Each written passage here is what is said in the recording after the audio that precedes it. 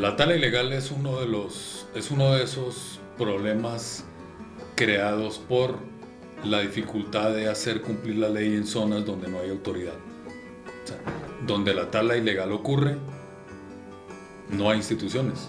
O sea, las instituciones están en las ciudades, en las capitales por lo menos, pero en esas zonas remotas es muy difícil pensar que va a haber un agente vigilando que no haya una extracción ilegal de un árbol de donde no debería haber, o de la especie que no debería ser, o del diámetro que no debería ser. Habiendo dicho esto, igualmente todos esos son productos que pasan por los centros donde están las instituciones. O sea, debería haber los mecanismos para detectar fácilmente o relativamente fácilmente qué es legal y qué no es legal, de dónde viene y qué no viene. Y que haya los mecanismos de sancionar lo que se detecta y se verifica que no es legal, y lo que sí es legal entra dentro del ciclo comercial. Sin embargo, la debilidad institucional ha sido crónicamente grande, porque finalmente empieza por las instituciones débiles de esos sitios remotos. Puede que esté en una capital amazónica, pero son instituciones bastante débiles. Y allá en esos sitios remotos es donde se genera ese acto de magia, por así llamarlo, donde las cosas se convierten de ilegales en legales. Eso ocurre por allá. Eso no ocurre en Quito, ni en las afueras de Quito, ni en Guayaquil. Ocurre en esos sitios.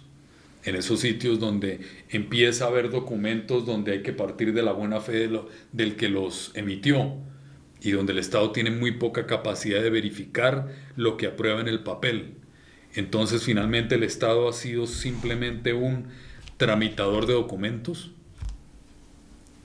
una cantidad de personal mínimo, recursos mínimos, motivación mínima, y lo único que hacen es cumplir con un mínimo de funciones para evitarse problemas con el usuario, con sus jefes y con los políticos de la región, y por lo tanto lo único que hacen es aprobar documentos. El Estado hasta ahora no ha verificado, o verifica muy poco, lo que aprueba en el papel. Y mientras eso es así, le van a mentir como le vienen mintiendo, y en el momento en que decide algún funcionario, un grupo de funcionarios, irse en contra de esa tendencia, choca con esos intereses, choca con los poderes de intimidación que existen en esos lugares remotos, y pues entra en otro tipo de dinámicas y problemas. Entonces, lo más fácil que puede hacer un funcionario de esos es no hacerse problemas, no complicarse la vida, no hacer muchas preguntas, y simplemente que las cosas sigan su curso.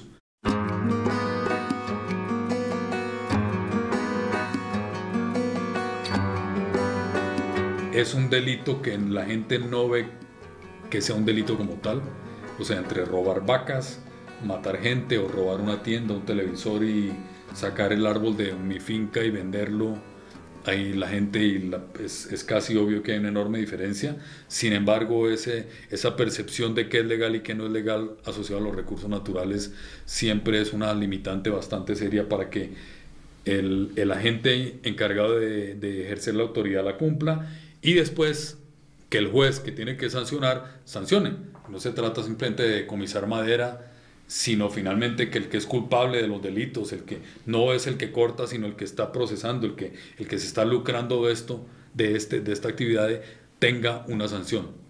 Por lo general los jueces no lo consideran que sea un delito mayor, son cuestiones de segundo interés. Entonces, entre la impunidad que nos caracteriza, la corrupción y la susceptibilidad a la corrupción que hay en estos sitios remotos, los pocos incentivos que tienen los funcionarios, entre económicos y motivacionales, para ejercer su trabajo y ejercerlo bien como lo manda y lo ordena el manual de sus funciones, entonces estamos ante situaciones que lo único que favorecen es la ilegalidad.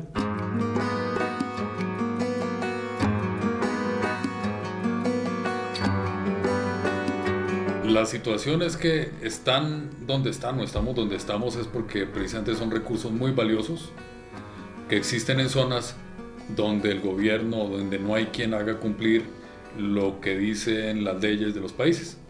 Entonces, finalmente son objeto de una gran presión por extraerlos extremadamente rápido, porque son extremadamente lucrativos. O sea, se puede hacer y se ha hecho mucha plata alrededor de estas especies. Entonces, entre más escaso, va a haber más incentivo por ir a sacarlo de las zonas más remotas, donde hasta el momento no era económicamente rentable sacarlo. Ya estamos viendo cómo el cedro lo están sacando en helicóptero. Es rentable hoy en día, empieza a ser rentable sacarlo en helicóptero, empieza a ser rentable sacarlo en avión. Ahí está el caso, un avión de la policía peruana capturado sacando caoba de un área protegida del Alto Purús, y lo capturan, y pregunte usted dónde estará la madera decomisada o quién ha sido sancionado por eso. No se sabe. El asunto es, son recursos extremadamente valiosos, y entre más valiosos son, y eso lo vemos no solamente como la caoba y el cedro, sino con otros, con recursos pesqueros, etcétera, se hace mucho más difícil imponer el marco legal que regule el acceso, que es muy atractivo. Todo el mundo quiere acceder a ellos muy rápido y de manera masiva, simplemente por hacer plata rápido. Entonces se necesitaría un Estado muy fuerte, o una presencia legal muy fuerte, o unos instrumentos muy fuertes que eviten la depredación, porque la tendencia es a la depredación, y las poblaciones de caoba han sucumbido a lo largo y ancho de Sudamérica, desde el sur de México hasta Bolivia, donde en su ámbito natural han sucumbido una detrás de otra. Y hoy en día ya quedan en las zonas más remotas de algunos ríos de Brasil, del Perú y de Bolivia, y eso es todo. Aquí en Ecuador pueden quedar algunos ejemplares también, pero cada vez unas poblaciones más remotas son los últimos individuos adultos que quedan de una especie pues que nunca fue abundante además.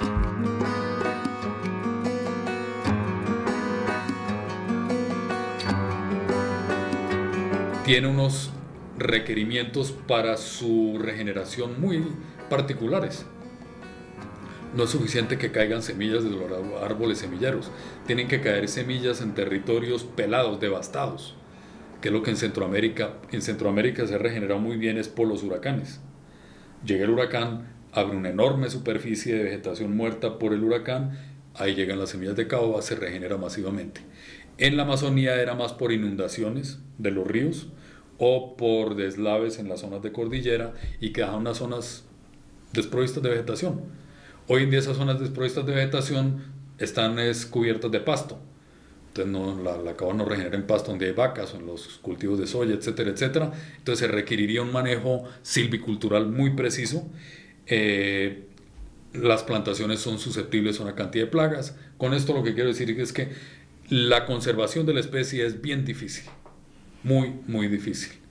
Y en una situación donde los márgenes de ganancia son enormes y donde no hay ley, o sea, sí hay ley pero no hay quien la imponga, entonces la tendencia ha sido el arrasamiento y la depredación total.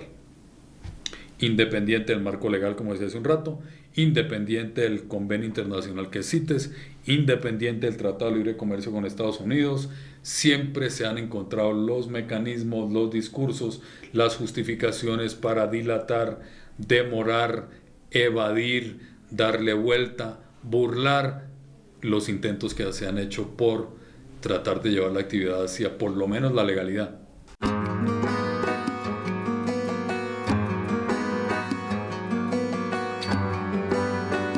Se menciona caoba y cedro porque son las dos que están en CITES, pero pueden ser la caoba y cedro y otras 10 o 15 que están en situación comparable.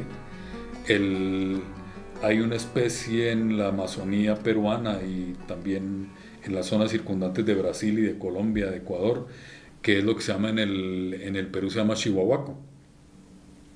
Es una especie de madera dura donde la edad promedio de los árboles que está cortando es de 800 años.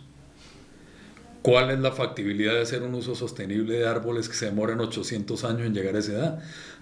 Es minería de recursos, pero sin embargo no hay un mecanismo legal que permita decir no vamos a cortar más esto, y si apareciera una ley que dijera no cortamos más, vaya impleméntela, vaya y control, vaya y dígale al señor que está haciendo la cubicación, le está buscando árboles en el monte para cortar, se encuentra uno de esos y dice no, este no lo corto porque es contra la ley, vaya a ver dónde ocurre eso, no pasa.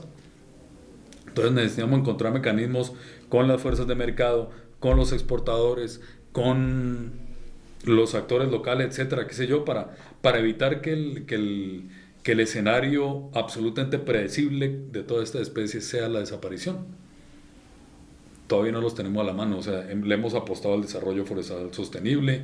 Se ha visto que en México han hecho muy buenas prácticas de manejo de caoba, y en Guatemala, pero son áreas pequeñas con comunidades indígenas que manejan territorios muy bien acotados y donde hay manejo silvicultural, donde hay plantaciones, o sea, donde la cosa está relativamente bien manejada, porque no quedan a 500 kilómetros de la ciudad más cercana. Porque al final pueden estar en Quintana Roo, en México, pero pues hay una ciudad y hay una institución que está relativamente cerca y no tiene que andar en canoa 5 días para llegar allá. Entonces hay situaciones diferentes. Sin embargo, no quiere decir que no tengan retos, pero pues el reto de manejar recursos tan valiosos es extremadamente preocupante, porque las soluciones que tenemos a la mano han demostrado que son bastante ineficientes.